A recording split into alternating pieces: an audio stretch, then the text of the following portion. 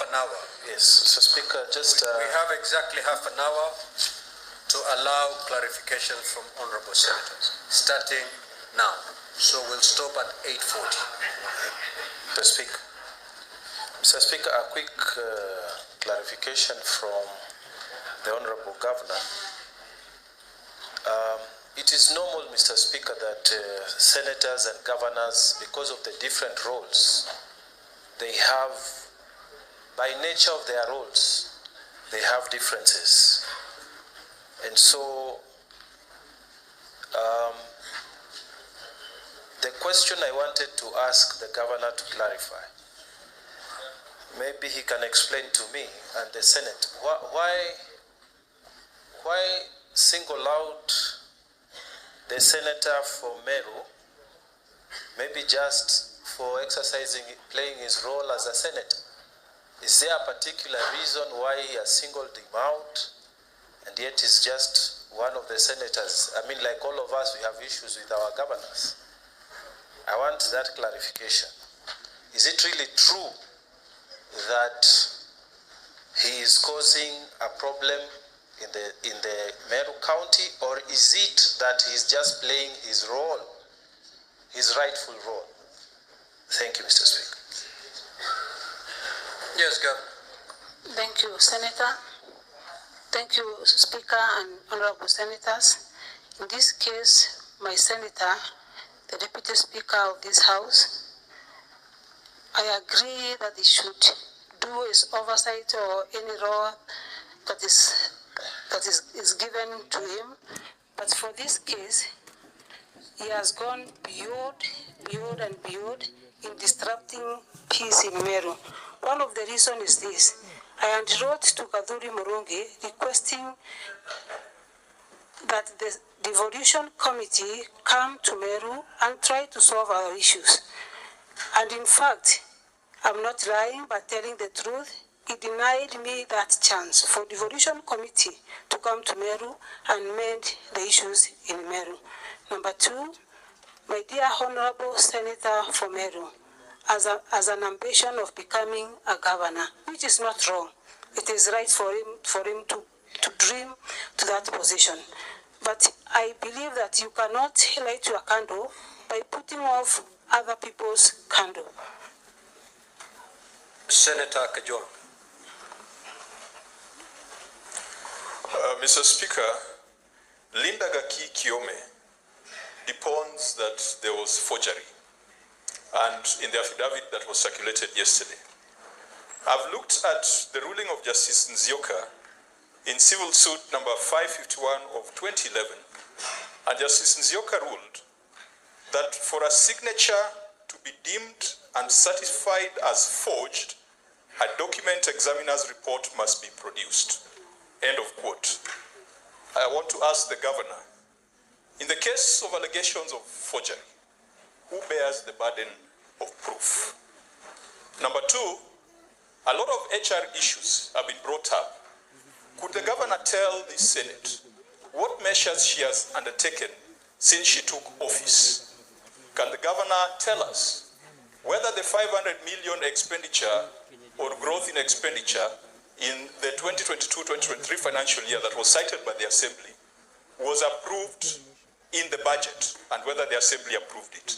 And finally, Mr. Speaker, people are dancing on the grave of Sniper, and Mr. Speaker, it is unfortunate. Can the governor tell us whether she's a suspect, whether she's been taken to court, whether she's part of those who have been taken to court on suspicion or allegations of killing Sniper? Because we cannot use that innocent boy to settle political scores, and Mr. Speaker, it's unfortunate that all parties are choosing to dance on the grave of Sniper. Thank you, Mr. Speaker. Governor. Thank you, Speaker. For the case of being a suspect, that case, I'm not a suspect. I did not even record a statement with the police. They came, did the investigations, and they left. For the issue of 2023 approval, the approval for this year, the Assembly has not approved. We still have issues with the budget. The Waziri for Finance elaborated about the issue we have with the Assembly. And for the document that Leader Kiome said it was forgery, I think the forensic investigation should take course and give us an answer because I'm not a forensic investigator. Neither this House, I don't think this House has the powers to know if the document is forged or not, unless we take to the examiner. Senator Abbas.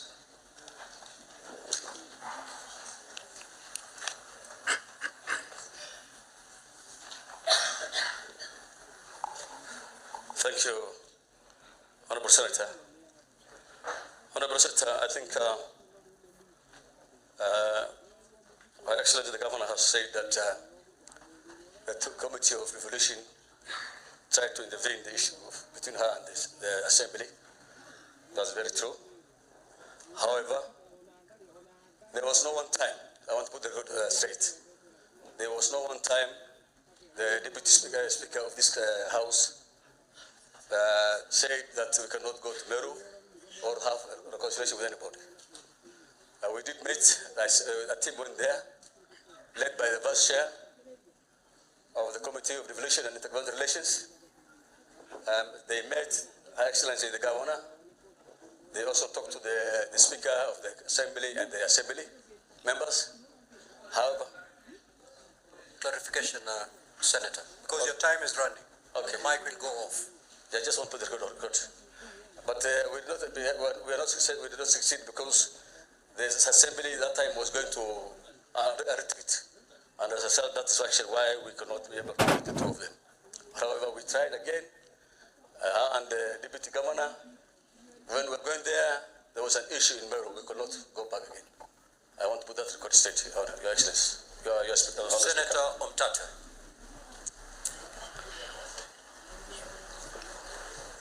Thank you, Mr. Speaker, sir. A lot turns on this issue because some of us have been wondering why there has been no intervention in these matters of Meru by the Senate before we come to be treated to this theater of the absurd. And I would like confirmation from maybe the Secretariat whether it is true or not that the Meru governor sought the intervention of the committee. You should seek clarification from the witness, not from the Secretariat. But they said they wrote to this House. The witness has alleged it. The only person who can defend is the Secretariat. No, the Secretariat is not on trial. It's not, but now. Senator Omtata, if you don't have any clarification that you're seeking from the governor. Okay, please. The governor, to whom did you address the letter that sought the intervention of this House in the Committee of Devolution in the affairs of Meru? Thank you, Speaker. I wrote to the Committee of Devolution, which is led by the chairperson, Senator Abbas, and the senator who has just spoken before Mtata have agreed that indeed I tried to call them to Meru so that they can intervene. Very well. Senator Oroba. I have two clarifications. You have alleged that one of the interference that you have, the political interference, is by the Deputy Speaker, Senator Kathuri. Is this the only person? Because I would like to know if you are saying that this impeachment is being pushed by Senator Kathuri, or who are the other politicians behind it. I would also want to know if in those politicians there is any woman who is also trying to get impeached. My other clarification is the issue of the hospital. The CEC, do you have a CEC of health? And if you have a CEC of health, has the county, have the MCAs tried to impeach the CEC, because there is an actual clause in the Constitution for removal of a CEC, because the duty of care of the Ministry of Health actually falls under the CEC, yet they are jumping the CEC and going straight to the governor to impeach? I would like that clarification. Thank you, Senator. Indeed, I have CC held. The County Assembly of Meru has never tried to impeach the CC held. That is the position. About the political interference in Meru, there are so many other people who believe that they should not be led by a woman, and that's why you see them gathering together and then trying to politicize the issue of a young family to bring me down. There is a tradition in Meru that they should not be led by a woman. I want to say categorically that the chair of the interference, or the person who interferes most, is the Deputy Speaker of this House. The rest, I don't see if it's good for me to mention them in absentia. Senator Olekina. Thank you, Mr. Speaker. Mr. Speaker, I just need to seek some clarification from the Governor. Madam Governor, in your bundle of submissions, and I'd asked this question earlier on, there seems to be a lot of letters back and forth from your office to the Assembly seeking for particular members to be confirmed in particular boards. Can you tell us whether those letters, as alleged, are fake, are forgery, or those letters are indeed letters that you've sent to the Assembly and were either ignored by the Assembly or they were responded to? And finally, can you just tell us whether there is any form of cooperation, harmony between you and the Assembly of Meru? Thank you, Mr. Speaker. Governor. Thank you, Senator. Thank you, Speaker. Indeed, I've tried to engage the County Assembly of Meru by giving the names for the board, but unfortunately, they have been ignored throughout.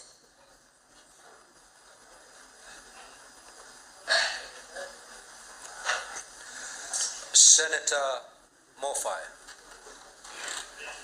Honorable Speaker, Honorable Speaker, I want some clarification for the Governor. I happen to be a neighbor to the Governor, and of late I have witnessed influx of patients from Meru County to Tharaka County seeking medical attention.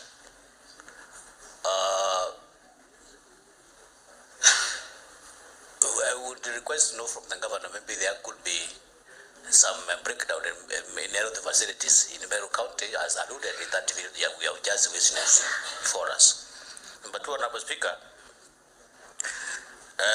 recently we have witnessed a national reconciliation which was being executed by His Excellency the President, because we had some national crisis that called for a broad-based engagement, and now the country is at peace.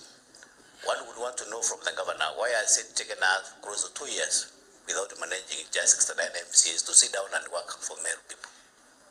Thank you, Senator, for reconciliation. As I said earlier, I've tried my best to reconcile the leaders. The Mwananchi has no problem at all, apart from the few elected leaders who have some issues. But I sat with Njuri, as I said. I sat with the members of Parliament. I sat with the CS, the former CS Agriculture. I sat with the Assembly leadership. The only person that would not have a chance is the Deputy Speaker of this House. There is a lot of progress, because when I was here the first time, I had only one MCA. Then for the second impeachment, I had 9 of them. Now I have 23 MCAs on my side. To me, that's a great progress in mind of the political interferences that have been going on and the intimidation of county assembly members by the same leaders. I've tried my best, and I believe as I continue, more will come on board, because I'm doing a lot of civic education also to show the community that they should not disregard the leadership of a woman just because she's a woman or the tradition says so. About the hospital in Meru County, Senator Mofaya, most of our patients come from the Rakanidi to Meru General Hospital. They don't come from Meru to the Rakanidi, but Rakanidi to Meru. Thank you. Senator Majayo.